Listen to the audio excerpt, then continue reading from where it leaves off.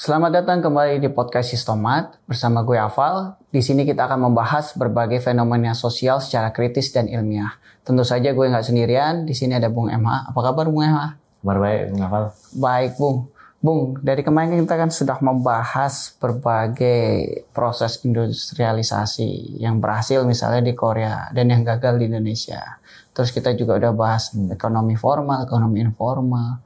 Nah, kita mau balik lagi Bung, bahas soal desa. Nah, desa ini kan menjadi menarik ketika pemerintah kayaknya mulai melirik lagi nih soal desa dengan hadirnya dana desa saat pemerintahan Jokowi Dodo kayak gitu. Nah, Bung, kenapa sih pemerintah Jokowi ini kemudian atau pemerintah atau negara Indonesia itu tertarik kembali terhadap desa dengan hadirnya kebijakan dana desa? Ya, sebenarnya ketertarikan terhadap desa ini sebenarnya bukan hanya fenomena Indonesia ya. Jadi fenomena global sebenarnya, karena di banyak negara atau secara global memang ketertarikan terhadap desa itu mulai muncul kembali. Desa dan pertanian sebenarnya. Nah, apa kira-kira yang membuat ini muncul gitu? Yang pertama kita bisa lacak di sekitar awal abad 21 ini ya. Jadi sekitar tahun 2000-an itu ada berbagai peristiwa ya.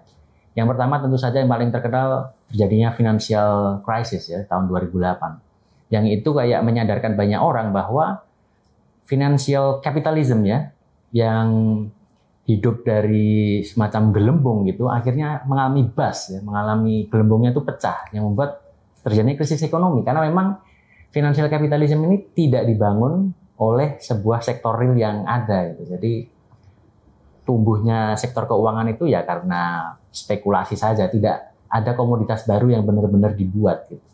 Nah, krisis 2008 itu menyadarkan banyak orang bahwa nggak bisa kayak gini terus. Nyari duit nggak bisa hanya duitnya ditaruh kemudian mengharapkan naik nilainya gitu ya, harus memproduksi komoditas. Nah, sejak itu kemudian interest untuk membuat komoditas itu meningkat lagi di kalangan investor. Oke ya, terus di mana nih mengalokasikan investasinya itu? Nah, salah satu yang kemudian dilirik adalah sektor pertanian yang letaknya terdapat di pedesaan. Itu yang membuat kemudian pedesaan, pertanian itu mendapatkan banyak perhatian lagi sejak interest yang begitu tinggi dari kalangan investor ya. Itu satu, tentang financial crisis yang membuat banyak orang tertarik lagi ke pedesaan dan pertanian. Nah, yang kedua juga krisis lingkungan ya. Bung Afal mungkin sudah familiar ya dengan isu-isu lingkungan belakangan ini, perubahan iklim dan lain sebagainya, yang itu juga ikut mendrive pentingnya. Kalau krisis lingkungan biasanya yang diharapkan kan energi terbarukan ya. Pentingnya energi yang terbarukan yang tidak terbuat dari fosil tapi terbuat dari barang yang bisa kita produksi ulang gitu, yang lebih berkelanjutan. Nah, lagi-lagi pertanian mendapat lirikan nih karena katakanlah kayak biofuel atau bahan bakar dari nabati yang lain itu diharapkan bisa menjadi pengganti dari bahan bakar fosil yang dianggap tidak ramah lingkungan. Nah, lagi-lagi sehingga kemudian orang tertarik ke pertanian dan lagi-lagi ke pedesaan. Jadi ya, krisis lingkungan dan juga sebenarnya juga ada krisis pangan juga ya di tahun 2008-an itu yang membuat volume pangan itu perlu digenjot lebih banyak. Nah, lagi-lagi orang melirik ke pertanian dan pedesaan. Nah, itu dua hal ya, Bung Afal ya. Tapi ada lagi, Bung, yaitu krisis di perkotaan juga nih. Ada sebuah buku, nanti kawan-kawan bisa lihat judulnya Planet of Slum ya, karyanya Mike Davis, yang itu menyingkap ya bagaimana perkotaan di dunia hari ini itu dia gambarkan sebagai kayak kampung kumuh ya, atau planet yang kumuh. Kenapa demikian? Karena memang mayoritas perkotaan di negara-negara pinggiran itu karena tidak ada industrialisasi, sebagaimana sudah kita bahas itu ya, atau industrialisasi yang sangat terbatas, ekonomi informal begitu banyak, orang nggak bisa mengakses perumahan yang layak, akhirnya mereka mendirikan bangunan-bangunan yang seadanya, temporer dan tidak memenuhi aspek-aspek rumah yang layak, ya jadinya mereka tinggal di kampung yang kumuh. Dan ini terjadi tidak hanya di Jakarta, tapi juga di negara pusat-pusat metropolitan di negara-negara pinggiran yang lain, ya Manila lah, New Delhi atau yang tempat-tempat yang lain. Nah, ini menunjukkan satu hal, Bung Afal, bahwa pembangunan perkotaan yang selama ini diharapkan mampu memindahkan orang dari pedesaan ke perkotaan itu gagal. Karena urbanisasi terjadi tanpa hadirnya industrialisasi. Sehingga kemudian orang, oke, kalau ternyata kota juga gagal, ya melirik lagi ke desa. Apa yang kemudian bisa dilakukan di desa ketika ternyata perkotaan tidak mampu menyediakan lapangan pekerjaan yang layak untuk semua orang di kota. Nah, ini kemudian mendapat respon dari lembaga pembangunan yang paling dominan, Bank Dunia. Bank Dunia membuat laporan yang spesial ya, dia membuat laporan Agriculture for Development. Jadi kalau tidak salah tahun 2007 dia membuat laporan ini. Dan yang unik adalah Bung Hafal, ini adalah laporan dia tentang pertanian yang pertama kali dalam 25 tahun terakhir. Artinya 25 tahun sebelum 2007 itu dia nggak ngomongin pertanian lagi. Bank Dunia nggak tertarik. Tapi baru 2007 atau sekitar itu ya, saya nanti bisa dicek pastinya tahunnya Bank Dunia buat report ini dia tertarik lagi nih. Karena tadi ya berbagai krisis lingkungan, krisis energi, krisis finansial yang ternyata banyak orang kemudian menoleh kembali ke pedesaan. Apa yang bisa dilakukan di pedesaan untuk bisa memperbaiki, ikut turut mengatasi berbagai krisis yang sudah disebutkan tadi. Baik, Bung. Artinya secara lanskap global, semua orang itu sekarang tertarik kembali untuk menghidupi desa karena pertaniannya, gitu kan ya, Bung. Lalu bagaimana, Bung, perkembangan secara internasional kehidupan di desa ini dan apa pendekatan intervensi yang digunakan untuk membangun desa ini kembali? Ya, oke. Jadi intervensi terhadap pedesaan ini kan bukan hal yang baru ya. Jadi sejak pasca Perang Dunia Kedua itu intervensi terhadap pedesaan sudah dilakukan di negara-negara berkembang karena memang konteksnya waktu itu kan dekolonisasi ya. Artinya negara-negara berkembang juga pengen memisahkan diri dari ketergantungan dengan negara yang dulu pernah menjajah mereka dan ingin membangun ekonominya sendiri gitu.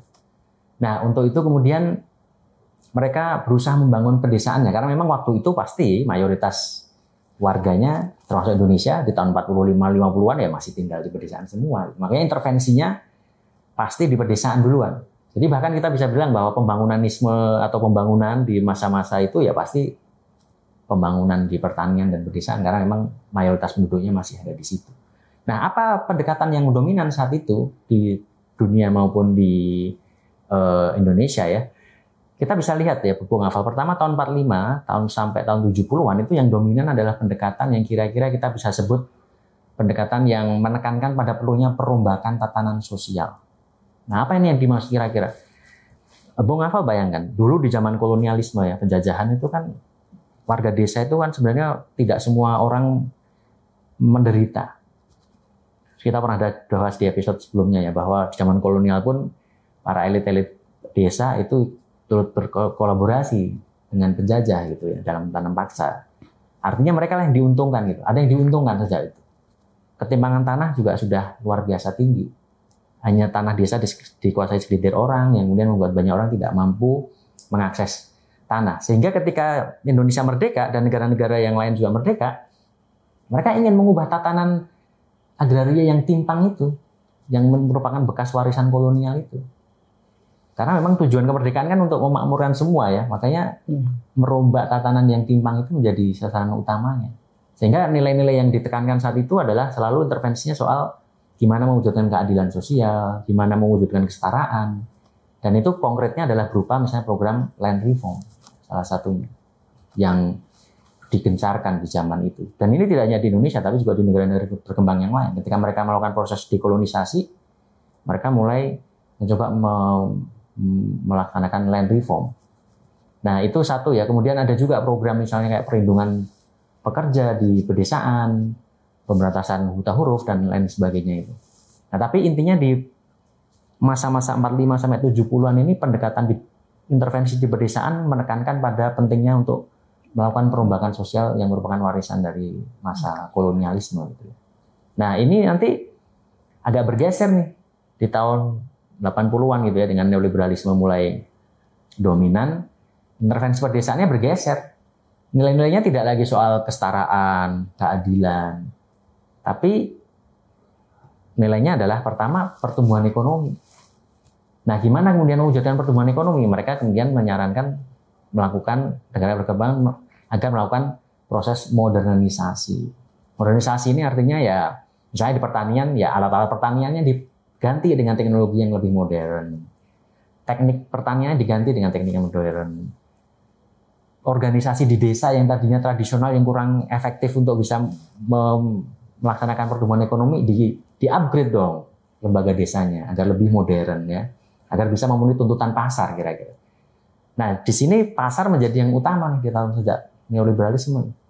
Karena pasar menjadi tujuannya ya. Pertumbuhan ekonomi itu kan kemudian dianggap pasar sebagai mekanisme utama untuk melakukan pertumbuhan ini. Ini berkebalikan dengan intervensi di sebelum itu ya, di mana tadi untuk mewujudkan keadilan, kesetaraan, melakukan reform itu negara punya peran yang sangat besar. Jadi ini dari negara digeser ke pasar, dan dari nilai-nilai keadilan digeser menjadi pertumbuhan ekonomi, land reform digeser menjadi green revolution. Gitu ya. Nah ini yang dominan tahun 80-an nih. Sampai nanti tahun 90-an, Bung Hafal, ada pergeseran lagi nih. Karena mendapat kritik ini.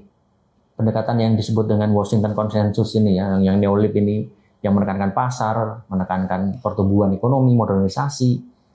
Termasuk tadi yang saya lupa sebut adalah pendekatan ini menekankan pada aspek top down. Jadi pendekatan policy-nya ini top down. Kenapa? Karena bayangkan Bung Hafal kalau mau membangun infrastruktur waduk ya, yang besar ya, jalan dan lain sebagainya itu, mereka membayangkan modernisasi infrastruktur kayak gitu tuh butuh sumber daya yang besar. Dan sumber daya yang besar itu lebih mudah dikelola kalau dikendalikan secara terpusat. Makanya pendekatan modernisasi ini seringkali berhimpitan dengan pendekatan yang top down gitu. Nah itu yang dikritik oleh kalangan NGO, oleh kalangan masyarakat sipil atau oleh kalangan yang lain bahwa oh ini pendekatan ini nggak bisa terus dilakukan. Nah dari kritik itu kemudian di tahun 90-an awal muncul pendekatan baru lagi nih, yang sering disebut dengan post-Washington Consensus. Nah apa yang bergeser? Sebenarnya tujuan utamanya nggak bergeser, Bu. Jadi pertumbuhan ekonomi tetap yang utama, modernisasi ekonomi, kelembagaan tetap yang utama. Cuman yang berbeda adalah caranya. Pertama, caranya untuk mengadopsi kritik tadi ya, karena kritiknya jangan top down dong. Harus mendengarkan suara dari akar rumput. Nah makanya keywords atau kata kunci pertama yang dimunculkan oleh post-Washington Consensus adalah pertama partisipasi. Jadi nggak boleh lagi pakai yang top down kayak gitu. Meskipun tujuan utamanya untuk pertumbuhan ekonomi. Nah yang lain kemudian nilai yang lain adalah soal ini Bung ya. Karena keterkaitan partisipasi, nah keyword yang lain adalah pemberdayaan. Jadi pemberdayaan berupa apa ya? Misalnya pelatihan berusaha, ya, pelatihan wirausaha, pelatihan pengkreditan, dan pelatihan-pelatihan yang lain untuk meningkatkan kapasitas si warga agar bisa berpartisipasi dalam pasar tadi kan. Bisa bersaing. Nah intinya kan itu. Nah kemudian yang lain, kata kunci yang lain dari post-Washington Consensus ini adalah soal yang sering disebut dengan social capital, modal sosial, yang berarti bahwa desa itu dibayangkan masyarakat yang suka gotong royong, saling tolong menolong. Nah ini harus dimanfaatkan nih modal sosial seperti ini nih, agar bisa mewujudkan kemakmuran bagi warga desa semua gitu ya. Nah ini nih pendekatan post-Washington Consensus yang kira-kira masih dominan sampai hari ini ya. Partisipasi, modal sosial, pemberdayaan, ya, pelatihan-pelatihan untuk meningkatkan kapasitas warga, termasuk sebenarnya pelatihan untuk para pejabat desanya. Jadi pejabat desanya pun juga perlu ditingkatkan kapasitasnya ya, dengan pelatihan, misalnya pelatihan good governance atau pelatihan-pelatihan yang lain. Baik, Bung. Artinya ada 3 fase ya, Bung, dari pasca Perang Dunia, 2, kemudian di tahun 80-an mulai shifting lagi. Neolib, dan kemudian terakhir di 90-an Washington Consensus itu. Nah, post Washington Consensus. Nah, Bung, ada kritik nggak, Bung, soal Washington Consensus ini? Ya, kritik yang paling menonjol tentu saja pertama adalah asumsinya ya, Bung Hafal. Tadi kan mengasumsikan modal sosial itu sebagai basis untuk membuat pemberdayaan, partisipasi. Itu kan mengasumsikan bahwa di desa itu masih terjadi guyub rukun, gotong royong antar sesamanya gitu ya. Nah, tapi dalam prakteknya ya literatur sudah banyak yang mengkritik ini di desa itu tidak seindah itu. Ada relasi kuasa yang timpang di situ. Ada orang yang sangat powerful karena dia misalnya menguasai tanah, menguasai modal, menguasai alat produksi di situ. Sementara sebagian besar rakyat yang lain, desa yang lain nggak punya apa-apa gitu. Sehingga dia powerless. Gitu. Nah, artinya problem pertama dari pendekatan yang post-posting konsensus ini adalah ya dia mengabaikan relasi kuasa yang timpang yang ada di desa. Karena masih mengasumsikan desa itu homogen dan harmonis gitu. Nah, dengan terlalu mengedepankan modal sosial kayak gitu, mengabaikan relasi kuasa, makanya mereka biasanya menghindari pertanyaan-pertanyaan soal siapa yang berkuasa. Pertanyaan-pertanyaan soal kenapa ada konflik, siapa yang berkonflik, mengapa ada konflik, apa dasar dari konflik dan sebagainya itu. Karena memang mereka mengasumsikan ya di desa itu semuanya bisa dirembukan, masih suka gotong royong gitu ya. Nah, dengan tidak fokus pada relasi kuasa ini, sebenarnya Bung Afal, intervensi ala post-Washington Consensus ini ada yang menyebutnya sebagai teknikalisasi masalah. Artinya, ya desa itu tertinggal cuma karena ini kok problem infrastruktur. Kalau kamu bisa bangun jalan, bangun dam, bangun waduk, beres, nanti nggak ada orang miskin lagi di desa, kira-kira gitu kan. Teknikalisasi. Jadi seolah ya persoalan-persoalan di desa itu bisa diselesaikan dengan pendekatan teknis. Nah, ada juga yang menyebutnya sebagai mesin anti politik. Pembangunan yang model kayak gini. Kenapa? Ya karena memang tadi itu menghindari pertanyaan-pertanyaan soal kekuasaan tadi. Pokoknya kasih pelatihan untuk warga desanya, kasih pelatihan untuk pejabat desanya, sambungkan mereka dengan pasar global, ya kan? Pelatihan wirausaha kan melatih Anda untuk bisa membuat bisnis kan, Bung? Iya. Termasuk pelatihan untuk bisa membuat marketing yang baik kan? Intinya kan semua agar bisa jualan gitu. Dan jualannya ya ke pasar, entah itu pasar domestik atau pasar global. Nah, dengan fokus kayak gitu, ada yang menyebutnya tadi, ya ini menghilangkan pertanyaan politik ini tentang siapa yang berkuasa, terus konflik itu terjadi karena apa gitu. Makanya pemberdayaan model kayak gini, intervensi perdesaan kayak gini disebut sebagai mesin anti politik, atau bisa juga dibilang sebagai depolitisasi ya, depolitisasi pembangunan karena pembangunan seolah-olah ya cuma soal teknis tadi. Kalau ada pemimpinnya yang punya political will, mau ngasih bantuan infrastruktur, mau ngasih pelatihan, nanti semua urusan di desa beres gitu. Nah, satu lagi Bung, kritik yang ketiga terkait dengan pendekatan kayak gini tuh ada juga yang menyebutnya sebagai neoliberalism from below ya. Jadi ini neoliberalisasi dari bawah. Kok bisa?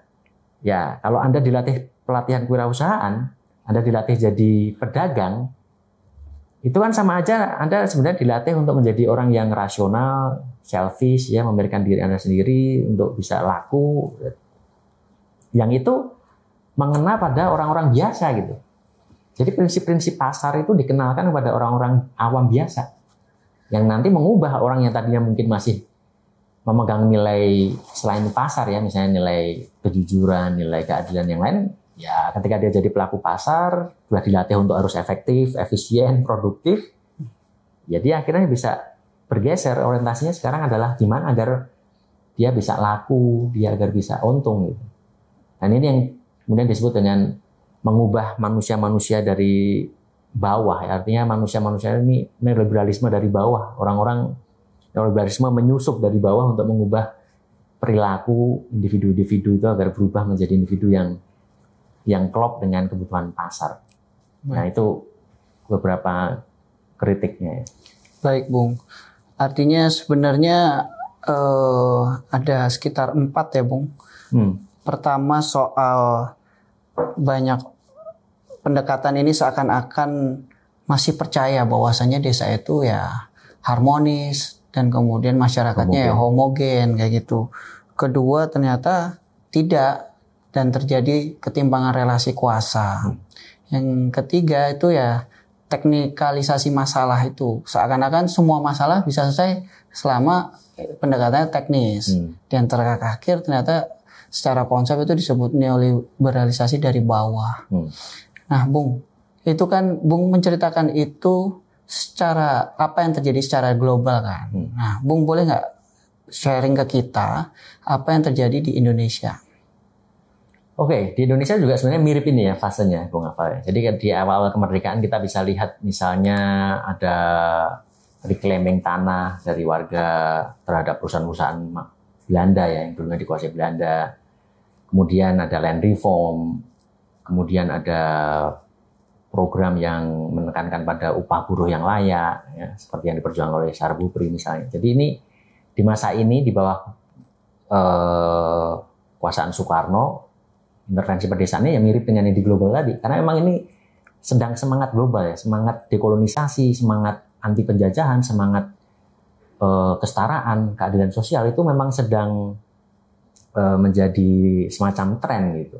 Dan ini ya tidak bisa kita pungkiri karena memang ada peran negara-negara sosialis yang sudah muncul saat itu ya, yang ikut mendorong program-program seperti ini, menekankan pada keadilan sosial, kesetaraan tadi ya. Jadi di masa Soekarno intervensi pedesaannya ya perombakan tatanan sosialnya begitu terasa ya. Ya di samping tentu saja ada program-program yang lebih sifatnya teknis ya, pembangunan infrastruktur, pemberantasan buta huruf dan lain-lain. Tapi program perombakan tatanan sosial ini masih dianggap penting di zaman itu karena memang ini semangat kemerdekaan. Jadi ini yang harus dilakukan. Nah tapi sama kayak di global tadi tahun 80-an ini bergeser ya. Kalau di Indonesia lebih awal tahun 70-an karena ya kita tahu ada peristiwa pembantian massal 65 terhadap orang-orang yang dituduh kiri, sehingga sejak Soeharto naik tahta gagasan-gagasan kiri termasuk gagasan-gagasan keadilan, gagasan-gagasan kesetaraan itu diganti dengan gagasan-gagasan modernisasi, pertumbuhan ekonomi, produktivitas, efisiensi. Dan ini bisa tercermin ya terutama dalam pergeseran dari land reform ke Green Revolution-nya Soeharto yang menekankan pada pentingnya meningkatkan produktivitas tani ya, bukan lagi menekankan pada gimana agar tanah itu bisa diakses oleh sebagian besar orang gitu. Nah, ini di zaman Soeharto sampai berakhirnya dan perkataannya juga top down gitu karena otoritarianisme Soeharto. Yang itu klop dengan agenda modernisasi tadi karena dengan asumsi untuk mengintervensi modernisasi infrastruktur yang begitu besar itu pengorganisiran secara tersentral, terpusat itu dianggap lebih efektif gitu, dibanding kalau dilakukan secara desentralisasi dan mengandalkan partisipasi dari rakyat. Nah, tentu saja intervensinya berubah ketika Soeharto runtuh kan. Nah, ketika Soeharto runtuh, intervensi pedesaan di Indonesia menjadi mirip-mirip dengan pendekatan yang global tadi, yang post-Washington Consensus tadi. Pertama, kata kunci partisipasi mulai muncul gitu. Nggak bisa lagi orang melakukan aktivitas intervensi pedesaan tanpa ada kata partisipasi gitu ya. Termasuk dalam bentuk yang dilembagakan misalnya kayak musyawarah desa misalnya atau musyawarah yang lain gitu. Nah, itu satu. Yang kedua ya pemberdayaan. Pemberdayaan menjadi keyword yang berikutnya gitu. Dan pemberdayaan bisa macam-macam tadi. Ke warga dengan pelatihan-pelatihan dan ke pejabat desanya dalam bentuk untuk meningkatkan kapasitas agar si pejabat desanya itu bisa memenuhi indikator-indikator good governance itu misalnya. Nah, itu bisa dilihat dari program-programnya ya. Ada dulu PPK, program pengembangan kecamatan kalau tidak salah ya. Nanti bisa dicek PPK, kemudian ada PNPM pedesaan.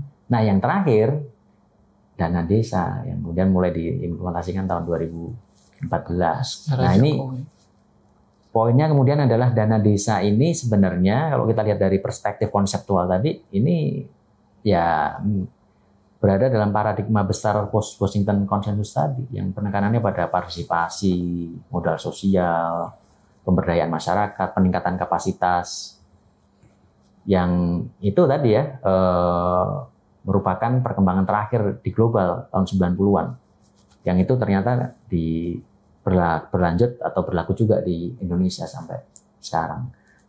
Baik, Bung. Artinya yang sekarang sampai saat ini berlaku kan soal kebijakan dana desa itu.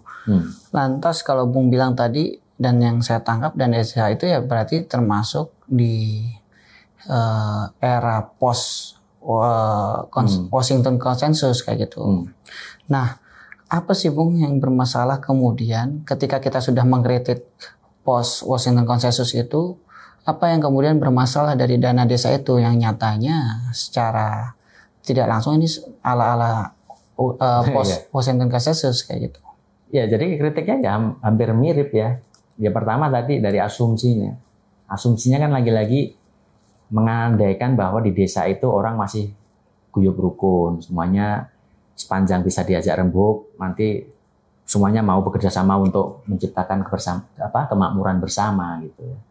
Nah, tapi dalam praktiknya kan tidak seindah itu. Di Indonesia juga sudah banyak studi yang menunjukkan ketimpangan kekuasaan di desa, termasuk bagaimana elit-elit desa membajak berbagai program pembangunan. Jadi terjadi juga sebagaimana yang di global tadi, di Indonesia ya di desa itu ada unequal power relation ya, ada ketimpangan relasi kuasa antara orang-orang yang menguasai ekonomi politik ya, bisa menguasai tanah, menguasai bisnis, atau juga menguasai politiknya, menjadi pejabat desanya gitu.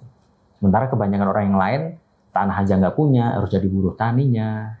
Secara politik juga nggak punya peran apapun, karena hanya jadi warga desa biasa, nggak punya pengaruh secara politik. Nah ini kritik utamanya bahwa dana desa ini mengandaikan semua homogen, mengabaikan kemudian relasi kuasa yang timpang. Dan akibatnya apa, Bung?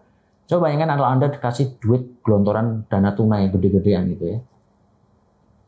Meskipun ada musdes, itu musyawarah desa, apakah partisipasi dari rakyat bawah ini bisa benar-benar terjadi ketika harus dihadapkan dengan orang-orang yang lebih powerful di situ gitu ya. Nah, ini kan menjadi pertanyaan, apakah benar-benar partisipasi ini sifatnya genuine, yang substansial, atau hanya formalitas belaka partisipasinya. Ketika ada dana besar itu, apakah mereka benar-benar bisa mengaksesnya gitu ya, dibanding dengan mereka yang lebih powerful di desa itu. Baik, Bung. Mungkin perlu disclaimer sedikit ya, Bung. Dana desa memang kan membantu perkembangan infrastruktur, misalnya irigasi yang belum bagus, dengan dana desa itu bagus, termasuk jalan-jalan rusak itu bagus. Tapi kan kita lebih di sini melihat ternyata tidak seindah itu yang dibayangkan, seakan-akan setiap musyawarah semua orang punya hak yang sama atau suara yang sama. Nyatanya seperti yang Bung ceritakan tadi, mungkin ada beberapa warga yang nggak berani karena itu kan dia hanya buruh, tapi ini harus berhadapan dengan mungkin para penguasa desa kayak gitu kan, Bung. Oh ya, ini saya jadi ingat ya, Bung ya, hal-hal ya. Jadi memang dana desa ini kalau misalnya untuk dana infrastrukturnya ya baik itu ya untuk desa yang memang infrastrukturnya sangat tertinggal gitu. Jadi kita bukannya anti pembangunan infrastruktur, misalnya bukan anti pembangunan jalan atau irigasi atau waduk atau yang lain ya. Cuman kan justru nggak bisa dong digeneralisasi. Masa semua desa diasumsikan mengalami persoalan itu dan kemudian dana sebesar itu semuanya untuk membangun infrastruktur, kan tidak bisa seperti itu. Justru ya perlu dilihat mana yang benar-benar memang butuh infrastruktur, mana yang memang butuh pendekatan lain untuk memajukan desa itu. Iya, baik, Bung. Bung, ada nggak atau Bung bisa cerita nggak contoh konkret yang kemudian dana desa ini justru dimanfaatkan segelintir orang atau yang kemudian tidak sesuai dengan fungsinya, atau tadi seperti desa-desa yang kemudian infrastrukturnya sudah bagus, tapi kemudian tetap ada dana desa. Nah, ada contoh konkretnya nggak, Bung? Ya, ada sebuah studi ya di sebuah desa di Jawa. Kan bisa baca sendiri lebih lengkapnya. Nah, kira-kira studi itu ingin menjelaskan pertama-tama desa itu tidak homogen, Bung. Jadi sejak sebelum adanya dana desa itu, di desa itu sudah ada yang namanya diferensiasi kelas ya. Jadi di desa itu ada sekelompok orang yang punya tanah luas, mempekerjakan orang sepanjang tahun dan tidak pernah bekerja untuk orang lain. Hasil dari pertanian bisa untuk membeli sawah baru, membeli traktor, membuka bisnis non pertanian yang misalnya buka toko kelontong atau yang lain gitu.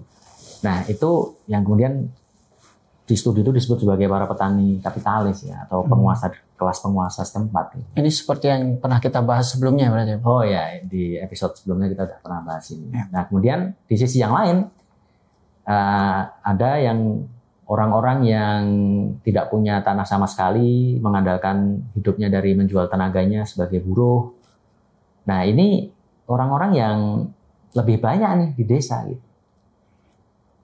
Tidak seperti yang dibayangkan bahwa semua orang di desa itu miskin ya. Ada yang memang miskin, ada yang sangat kaya tadi. Nah di tengah ini ada semacam kelas yang mereka tidak mempekerjakan orang dan juga tidak bekerja untuk orang lain. Nah, ini yang disebut kemudian kita pernah sebut sebagai petty commodity producer itu. Yang ini posisinya kadang ada di tengah-tengah ya, yang nanti kita bisa diskusikan lebih lanjut. Baik Bung, itu kan seperti yang Bung bilang tadi, ada kelas-kelas yang tentu saja sudah kita bahas di episode sebelumnya. Nah, lalu bagaimana kelas-kelas sosial ini merespon adanya dana desa Bung? Pasti kan mereka punya kepentingan yang masing-masing nih Bung.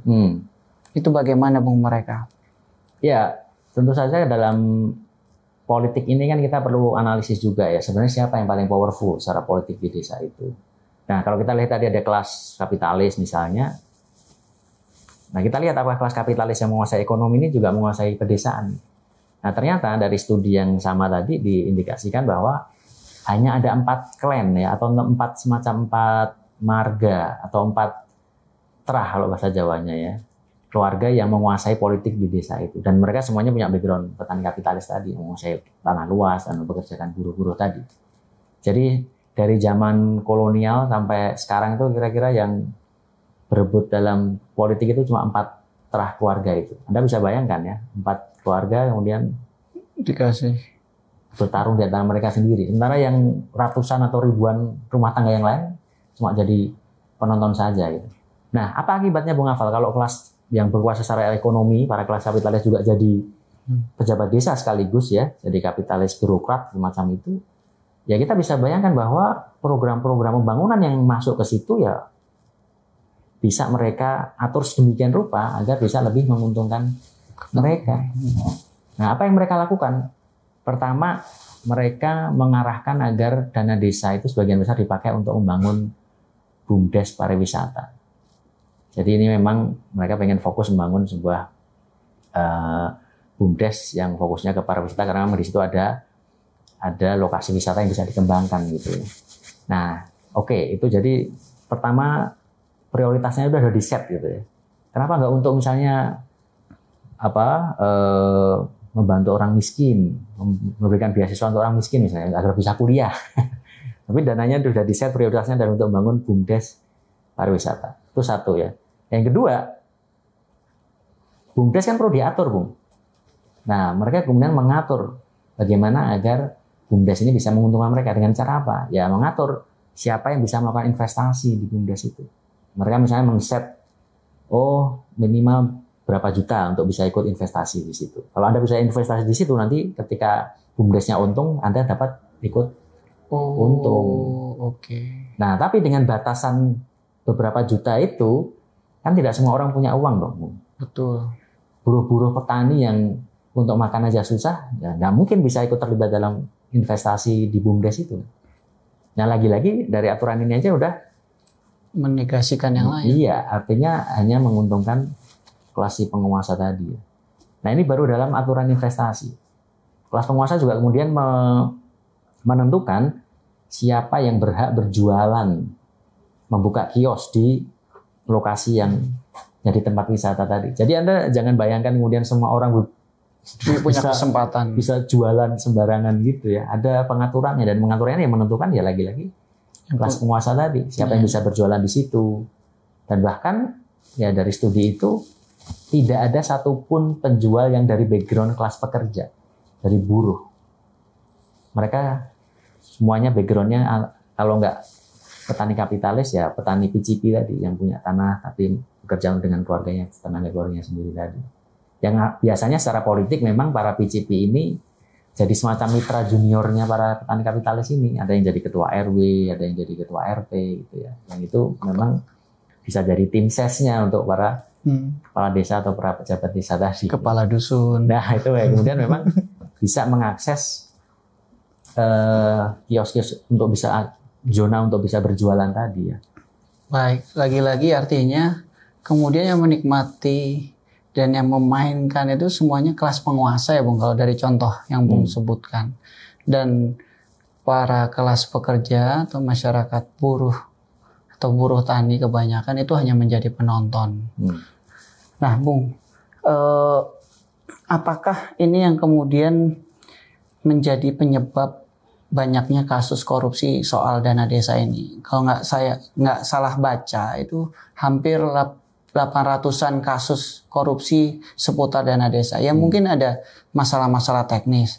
Tapi kok saya nggak yakin 100% itu murni masalah teknis. Nah, bagaimana Bung menjelaskan kejadian ini? Ya, kalau menurut saya ini sebenarnya konsekuensi logis dari sebuah unequal power relation ya. Korupsi itu kan terjadi pertama karena ada kesempatan. Nah, kesempatan bisa membesar untuk korupsi ketika pengawasannya kan lemah. Nah, gimana orang bisa mengawasi dengan baik kalau terjadi relasi kuasa yang sangat timpang? Misalnya, Bung, gimana warga desa biasa yang jadi buruh tani bisa mengontrol pejabatnya yang merupakan majikan dia sendiri gitu. Di sawah misalnya. Atau buruh toko misalnya, dia jagain toko majikannya yang misalnya pejabat desa. Apakah mereka punya kemampuan untuk mengontrol majikan yang sekaligus jadi pejabat desa tadi? Ketika dia berada dalam hubungan relasi majikan dan buruh gitu ya di bidang produksinya. Nah ini kan membuat ketika ketimpangannya parah, orang nggak punya kemampuan mengontrol, ya siapapun punya kesempatan besar untuk melakukan korupsi. Jadi ini bukan soal moral atau bukan soal serakah atau yang lain, ini soal adanya kesempatan yang itu disebabkan karena ketimpangan kekuasaan yang besar gitu. Kalau coba bayangkan Bung Afal, kalau orang-orang di situ tuh misalnya equal ya, tanahnya mirip-mirip semua lah, mirip-mirip meskipun nggak sama persis, kemudian semua orang kira-kira juga bisa mengakses pendidikan yang sama. Apakah mungkin seorang pejabat desa bisa dengan mudah ya melakukan korupsi? Karena pasti akan diawasi secara terus-menerus oleh orang-orang di sekitar yang punya power yang relatif sama dengan dia gitu. Baik, Bung. Ya, menegaskan ulang artinya korupsi itu ya karena ada kesempatan, dan kesempatan itu tercipta ya karena relasi kuasa yang tidak setimpang gitu ya, Bung. Lalu apa sih, Bung, yang perlu dilakukan oleh masyarakat? Apa yang bisa kita lakukan sebenarnya untuk mengatasi fenomena ini? Ya, kalau kita belajar lihat dari sejarah tadi kan sebenarnya intervensi model ini, Bung ya. Yang tadi kan model yang disebut post-Washington Consensus tadi. Artinya ada pendekatan lain sebelum itu.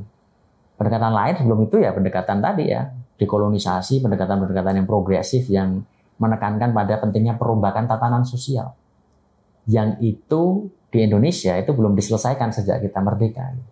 Kita pernah mencobanya di tahun 60-an, berusaha melakukan land reform tapi gagal land reformnya di tahun 65. Nah, ini kan artinya PR yang belum selesai hari ini di Indonesia.